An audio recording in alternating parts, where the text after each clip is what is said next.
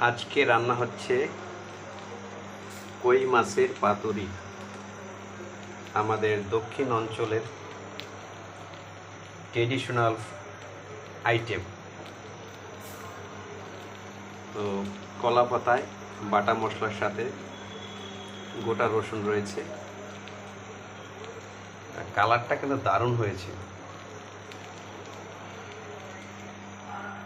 যারা এখনো পর্যন্ত এই ধরনের আইটেম বা তরকারি খাননি, অবশ্যই এইভাবে রান্না করে খাওয়ার চেষ্টা করবেন।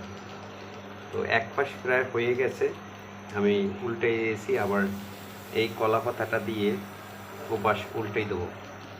এখানে যে যে উপকরণ আমি ব্যবহার করেছি সেগুলো হলো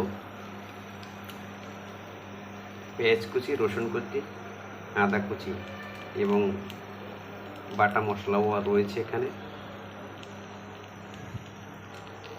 ঘ্রাণটা কিন্তু দারুণ বের হয়েছে এবং সরিষা এবং সরিষার তেল ইউজ করেছি।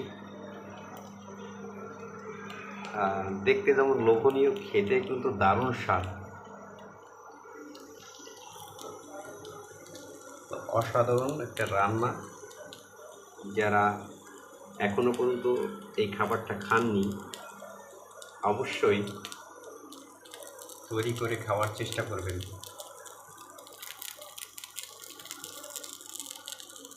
আমাদের যাদের বাড়ি দক্ষিণ অঞ্চলে, আমরা সাধারণত কলা পাতায় এই ধরনের আইটেম খেয়ে থাকি।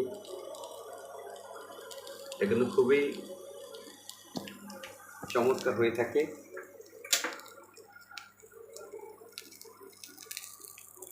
মানে এক কথা বলতে গেলে মুখরোচক।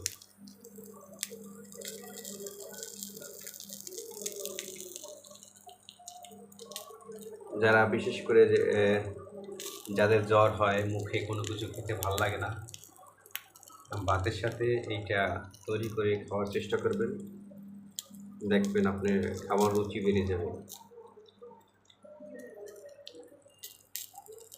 তো আজকে ঈদের দ্বিতীয় দিন শহর অঞ্চলে বসে কলা পাতায় মাছ খাওয়া একটা ভাগ্যের ব্যাপার, কারণ কলা পাতা সংগ্রহ করা খুবই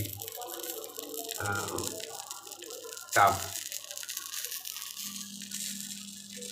তো যাই হোক, ভিডিওটা ভালো লাগলে শেয়ার করবেন, সাবস্ক্রাইব করবেন। ভালো থাকবেন, সুস্থ থাকবেন, সবার ভালো হোক এই প্রত্যাশা নিয়ে পরবর্তী কোনো ভিডিওতে দেখা হবে।